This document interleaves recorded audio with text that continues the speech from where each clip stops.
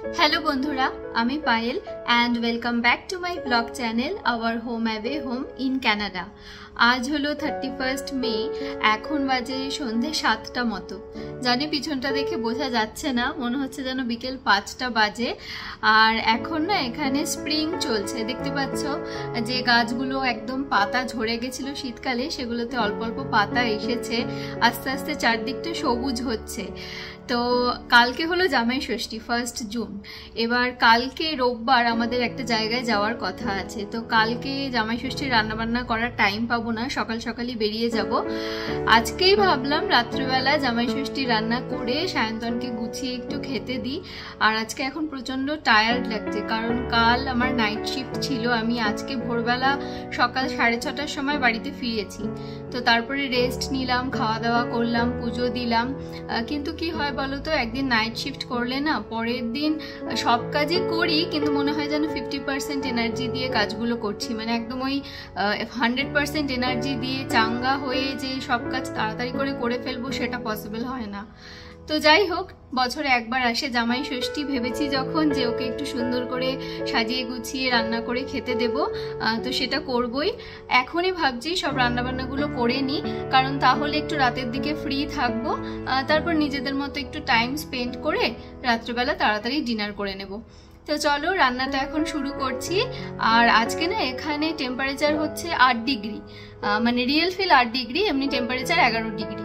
কিন্তু কলকাতায় দেখছি এখন প্রায় 30 ডিগ্রি মতো টেম্পারেচার, প্রচণ্ড গরম। তো সেটা একদিকে খারাপ, কিন্তু তার জন্য আবার জামাইরা আজকে আম, কাঁঠাল, লিচু এসব খেতে পারবে। হয়তো কাঁঠালটা পাবে না, আম লিচু তো হয়তো উঠে গেছে। সেদিনকে আমরা বাংলাদেশি মার্কেটে গেছিলাম, দেখলাম আম এসছে, লিচু এসছে, কিন্তু ওগুলো না অতটাও ভালো না, মানে আরও ভালো আম আসবে কিন্তু কদিন পর। তো আজকে কাঁচা আমের চাটনি করব, পাকা আম ভালো আম তো পেলাম না, তো কাঁচা আমের চাটনি করব, ওর জন্য সেটা ইচ্ছে আছে। চলো চটপট রান্নাটা শুরু করি। যদিও সায়ন্তন অনেক কিছু হেল্প করে দিয়েছে, ও এখন একটু রেস্ট নিচ্ছে। তো চলো আর কথা বলবো না, তাড়াতাড়ি করে রান্নাটা শুরু করি, আর কি কি করছি সেটাও তোমাদের সাথে শেয়ার করি। এই দেখো, এখানে ইলিশ মাছ ছাড়িয়ে নুন হলুদ মাখিয়ে রেখেছে সায়ন্তন। আর ইলিশ মাছটা না এই আলু দিয়ে পাতলা ঝোল করব। ইচ্ছে ছিল সর্ষে ইলিশ করব, কিন্তু ও বললো এরমভাবেই করতে, তো আলুও কেটে দিয়েছে। যদিও এতগুলো আলু লাগবে না। এখানে মাছের ডিম আছে, সেটা আলাদা করেও রেখেছে, কারণ ও খায় না। তো আমি ভাবছি ওই ডিমগুলো ভেজে পরে একদিন একটা টক করব মাছের ডিমের। আর এখানে আদা রসুন পেস্ট আছে, মাংসটাও স্কিনটা ছাড়িয়ে দিয়েছে, আর এইখানে মাংসের জন্য পেঁয়াজটাও কেটে রেখেছে। তো আমার অনেক কাজ এগিয়ে দিয়েছে ও। চটপট এখন আমি রান্না বসাই। আর আজকে তো সকালবেলা এসে আমি ঘুমিয়েছিলাম, তো ও তখন বেরিয়েছিল, এই বাসনটা কিনে এনেছে। দেখো কি ভালো হয়েছে, মানে অনেক দিন ধরে এরকম বড় একটা ওক আমরা কিনবো ভাবছিলাম। এইটা না নুডলস করার জন্য বা ধরো কিছু কারি করার জন্য খুব দরকার হয়। তো এইটাতেই আজকে মাংসটা করব, নতুন বাসনে আজকে জামাই ষষ্ঠীর মাংস করব। ও এটার দাম নিয়েছে ওই $50 মতো, মানে ইন্ডিয়ান রুপিজে 3000 টাকার কাছাকাছি। যদিও দামটা বেশি, কিন্তু এই বাসনগুলো খুব ভালো। তো এই ছোটোটায় করব আমের চাটনি, এইটাই করব পোলাও। এইটা দেখো অনেকটা পুরনো হয়ে গেছে তো বাসনটা, কিন্তু বাসনটা খুব ভালো। আর এইটাতে ইলিশ মাছটা করব। তো চলো চটপট রান্নাবান্না বসিয়ে দিই, হাতা খুন্তি বার করি, আমার সব রান্নাবান্নার সরঞ্জাম নিয়ে শুরু করছি। এখন বাজে 7:10, দেখি কখন শেষ হয়। খুব বড় বড় পিসগুলো হয়েছে দেখো। মাছটা আসলে প্রায় 1800 গ্রামের ছিল। দাম যেমন নিয়েছে, কিন্তু একদম পর্দার ইলিশ, তো আশা করি টেস্টও খুব ভালো হবে।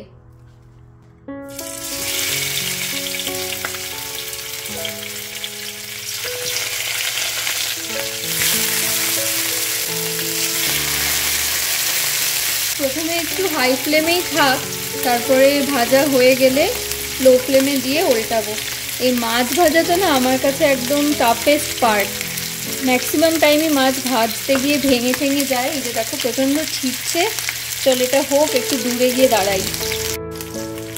এই যে এইখানে চলছে মাছ ভাজা, আর এবার মনে হচ্ছে আমি একদম সাকসেসফুলি একটাও মাছ না ভেঙে ভাজতে পারবো। এটা আমার জন্য কিন্তু একটা গ্রেট অ্যাচিভমেন্ট। যাই হোক, আর এখানে মাছ ভাজতে ভাজতে এই নতুন বাসনটাও ধুয়ে নিয়েছি। আর আমার কাছে না আগে এরকম একটা ঢাকনা ছিল, সেটাও রকেরই। তো এটা দেখছি একদম পারফেক্টলি এটার সাথে ফিট হয়ে গেছে। চলো এবার এইটাতে না আমি মাংসের জন্য আলু ভাজতে শুরু করে দিই।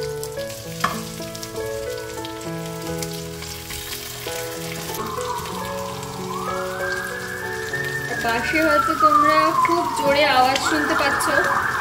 দিনের মধ্যে প্রতি আধ ঘন্টায় বোধহয় একবার করে এরকম আওয়াজ শোনা যায়। এবার কোনটা যে দমকলের গাড়ি আর কোনটা যে অ্যাম্বুলেন্সের আওয়াজ বোঝা যায় না, কারণ দুটোরই আওয়াজ সেম।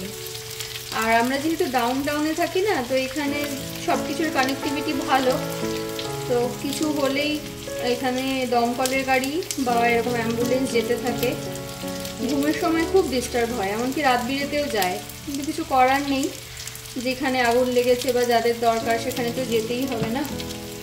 এদিকে আলুটা ভাজা হোক, হাই ফ্লেমে করে দিই, আর এদিকে ইলিশ মাছটাও ভাজা হচ্ছে। আমার আবার রান্না করতে গিয়ে হাতের এখানটায় ইলিশ মাছের তেল ছিটলো।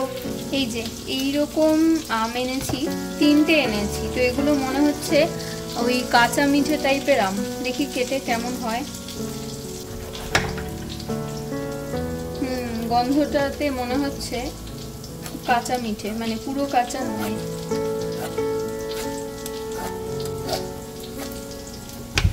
পিলারটার অনেক বয়স হয়েছে, একটা নতুন পিলার কিনতে হবে। আমটায় মনে হচ্ছে আটি হয়নি এখনো, ও না হয়েছে, কিন্তু একদম ছোট্ট আটি।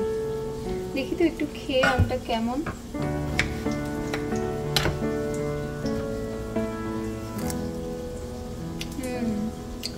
কাঁচা মিঠে টাইপের, চাটনির জন্য একদম পারফেক্ট আছে।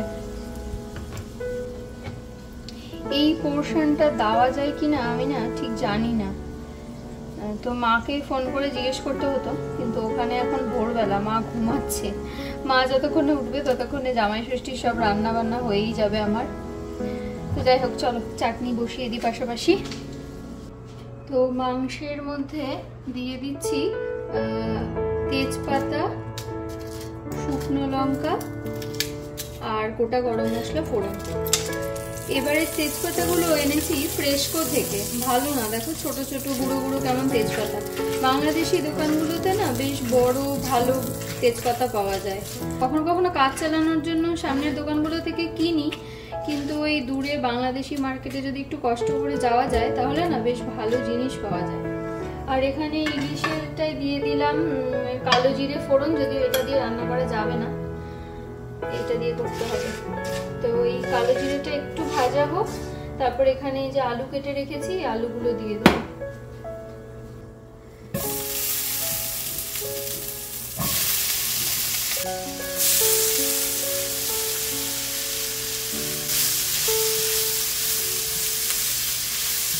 এটাতেও দিয়ে দেবো জল, আর ইলিশের এটাতেও দিয়ে দেবো জল। এটার মধ্যে দিয়ে দেবো আদা আর রসুনের পেস্ট না, মানে আদা আর রসুন গ্রেট করে রেখেছে সেটা। একটু হলুদ দেব, এটার মধ্যেও হলুদ দিনই দেবো। সেইটাতে বেশি লঙ্কা গুঁড়ো দেবো না, এটা ঠিক আছে, অল্প লঙ্কাই দিলাম। জিরে গুঁড়ো যতটা দিই তার থেকে ধনে গুঁড়োটা একটু বেশি দিই। লঙ্কা চিড়ে দিয়ে দিলাম, মাংসে 4টে মতো দিলাম, আর ঝোলে 2টো। এদিকে রান্না করতে করতে একটা কাণ্ড হয়েছে, দেখছি যে নুন চিনি দুটোই একদম শেষের পথে। পোলাওয়ের জন্য আজকে তো চিনি লাগবেই, ভালো করে ঘি চিনি নুন সবকিছু দিয়ে ওটাকে মাখিয়ে রাখবো, আর চাটনির জন্যও চিনি লাগবে, আর নুন তো লাগবেই। তো সায়ন্তন জাস্ট উঠলো, এখন বাজে 8:15 মতো। ওকে বললাম যে তুই তাড়াতাড়ি যা, আগে গিয়ে এই দুটো আমায় এনে দে। ও এমনি বেরোতোই কফি আনার জন্য, তো বললাম ভালোই হয়েছে, একটু কফি এনে দে আর সাথেই 2টো এনে দে। আর এই দেখো 8:15 বাজে, এই সানসেট হচ্ছে, ওই দিকটা পশ্চিম দিক, ওই দিক থেকে রিফ্লেক্টেড হয়ে আলোটা এদিকে আসছে। দেখা যাক সানসেট হওয়ার আগে আজকে আমার রান্না শেষ হয় কিনা। মনে হচ্ছে হবে না, কারণ পোলাও হতে তো একটু টাইম লাগবে। চারপাশে এরকম তেল ছেড়ে আসা মানেই ভালো করে মশলা কষে গেছে, আলুগুলো অনেকটা সিদ্ধ হয়ে গেছে। এবার মাছ দিয়ে আর অল্প একটু জল দিয়ে ফুটিয়ে নামিয়ে নেব, তাহলেই হয়ে যাবে। কিন্তু এদিকে ঝোলের মধ্যে নুন নেই, নুন আসলে তারপরে অ্যাড করা হবে। মাংসটাও ভালো মতো কষে গেছে, আর একটু হলেই পুড়ে যেত। একদম ঠিক টাইমে এসছি। তো চিকেনগুলো দিয়ে দিই। মাছের পিসগুলো অ্যাড করে দিই। এই কড়া ভাজাগুলো সায়ন্তনের, কারণ ও আবার একটু এই কড়া ভাজা খেতে পছন্দ করে। তো এই দেখো এখানে আমি চাটনিটা বসিয়ে দিয়েছি, কিছুই না, ওই 1/2 চামচ 5 ফোড়ন দিয়েছি, 1 চামচ সর্ষের তেল, আর তারপর আমগুলো দিয়ে হলুদ একটু লঙ্কার গুঁড়ো দিয়ে ভেজেছি। এই যে নুন এনেছে, জাস্ট নুনটা দিলাম। মাংসর এখন এই অবস্থা, অনেকটা কষে এসছে, তো এর মধ্যে নুন অ্যাড করেছি। আর এই হচ্ছে ইলিশের ঝোল, এটা হয়ে গেছে। তো এর মধ্যে নুনটা অ্যাড করে একটু ফুটিয়ে নেব, জাস্ট 30 সেকেন্ড মতো একটু পর ফুটিয়ে নেব ওই গ্যাসটা অন করে দিয়ে। এই যে এখানে 1 কাপ মতো গোবিন্দভোগ চাল নিয়েছি। আর কানাডাতেও কিন্তু গোবিন্দভোগ চাল পাওয়া যায়। দেখো প্রথমবার যখন এসেছিলাম না, জানতাম না, তো তখন নিয়ে এসেছিলাম 2 কেজি মতো গোবিন্দভোগ চাল আর কি নিয়ে এসেছিলাম। তো তারপর সায়ন্তন খুঁজে বার করেছে এখানে পাওয়া যায়। তো এখন এই চালটা ভালো করে ভিজিয়ে ধুয়ে নিয়ে স্ট্রেন করে রাখবো। দেখো এই মাংসে ভালো কালারটা আসছিল না বলে, মানে আমার ঠিক মন মতো হচ্ছিল না বলে, তো সায়ন্তন বুদ্ধি দিল এরকম একটা গরম জল করে টি ব্যাগ কিছুক্ষণ রেখে এইটা দিতে। এটা আমি কখনো করিনি, বাট ও আগে করেছে। ও বললো যে এটাতে তেতো হবে না, বাট কালার ভালো আসবে দেখি। কারণ অনেক সময় আমি দেখেছি মাটনেও দেয় অনেকে, না রে? হ্যাঁ, আলু তো সিদ্ধ হয়ে গেছে আমি দেখেছি। এবার একটু টেস্ট করব পরে। চল কফি ব্রেকে যাই, এবার খুব টায়ার্ড লাগছে, একটু বসি। এই দেখো চালটা মোটামুটি 20-25 মিনিট মতো এরকমভাবে রেখে দিয়েছিলাম, একদম জল ঝরে গেছে, ঝরঝরে হয়ে গেছে। তো এটার সাথে এবার একটু নুন হলুদ সব মাখাবো, তবে এইখানে মাখাই। আর চালটা আজকে আমি একদম কম নিয়েছি, জাস্ট 1 কাপ মতো নিয়েছি। পোলাওটা এবেলার মতোই করলাম। এই মাখাটা মানে আধ ঘন্টা মতো রাখলে ভালো, তবে আমার এখন টাইম নেই। আমি ওইদিকে যতক্ষণ ওই কাজু বাদাম কিশমিশটা ভাজবো ততক্ষণই এটা মাখানো থাকবে চালের সাথে। আজকে এত কিছু রান্না হচ্ছে, তারপর আবার সায়ন্তনের ইচ্ছা হয়েছে কষা মাংস দিয়ে একটু লুচি খাবে, তাই তো? তো এখন ময়দা মাখছে, অল্প করেই মাখছে। তো এটা এখন মেখে কিছুক্ষণ রাখবি, তারপরে গরম গরম ভাজবি তো খাওয়ার আগে? ঠিক আছে, আমি তখন বেলে দেবো, চিন্তা নেই, আমি হেল্প করে দেবো। এখানে পোলাওয়ের জন্য প্যান বসিয়ে দিয়েছি, এটা একটু গরম হোক, তারপরে ঘি আর তেল দেব। আর এই পোলাও করার জন্য না আমি এরকম সল্টেড কাজু নিয়েছি। এই সল্টেড কাজুগুলো কি বলতো, মানে পায়েসে ইউজ করা যায় না। তো যখন এই ফ্রাইড রাইস পোলাও হয় বা কোনো রান্নায় কাজু বাটা দিই, তখন আমি এগুলো ইউজ করে নিই। আর সাথে দেবো একটু কিশমিশ। এখনই আদা কুচিটা দিয়ে দেবো, সব কিছুর সাথে হালকা ভাজা হয়ে যাবে, আদার আর কাঁচা গন্ধটা বেরোবে না। তো এই যে দেখো গোটা গরম মশলা দিয়ে দিয়েছি, আদা কুচিগুলো দিয়ে দিয়েছি। এবার সবগুলো একটু ভালোভাবে ভেজে নেব।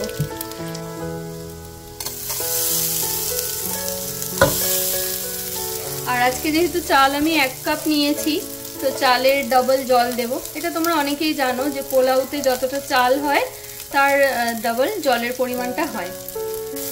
চালটা ভাজা হলে বুঝতেই পারবে কালারটা হালকা চেঞ্জ হবে, তো তখন ওই গরম জলটা দিয়ে দিতে হবে। তো এই চালটা যে দিলাম, এখনই মাইক্রোওভেনে গরম জলটা বসিয়ে দেবো। জলটা রেডি রাখতে হবে, নাহলে চাল পুড়ে যাবে। এবার এটাকে ফুল ফ্লেমে দিয়ে একবার ফুটিয়ে নেব। পোলাওটা যখন ফুটবে তারপরে একদম মিনিমাম আঁচে করে দিয়ে এটাকে আরও 5-6 মিনিট ফুটতে দেব, তাহলেই পোলাও রেডি হয়ে যাবে। তো সব কিছু পরিবেশন করা হয়েছে। এখানে আছে লুচি, গরম গরম ভাজলো সায়ন্তন, ইলিশ মাছ, চাটনি, চিকেন কষা, রসগোল্লা, আর এই হলো পোলাও। এই পোলাওটা ওদিকটা একটু ভেঙে গেছে, আমি নিয়ে নেব। আর এই যে এরকমভাবে হাফ ভাত হাফ পোলাও নিয়েছি। প্রচণ্ড খিদে পেয়ে গেছে, বোঝা যাচ্ছে। কেমন লাগলো এত আয়োজন দেখে? খুশি? তাহলে শাশুড়ি এখানে নেই, কিন্তু বউ যতটা পেরেছে করেছে। চলো তাহলে আমরা খেতে বসি। আর আজকের ব্লগটা এখানেই শেষ করছি। কেমন লাগলো কমেন্ট করে জানিও। ভালো লাগলে প্লিজ আমার চ্যানেল সাবস্ক্রাইব করে পাশে থেকো। আর ভালো থেকো, সুস্থ থেকো, আনন্দে থেকো। দেখা হচ্ছে খুব তাড়াতাড়ি নেক্সট ভিডিওতে।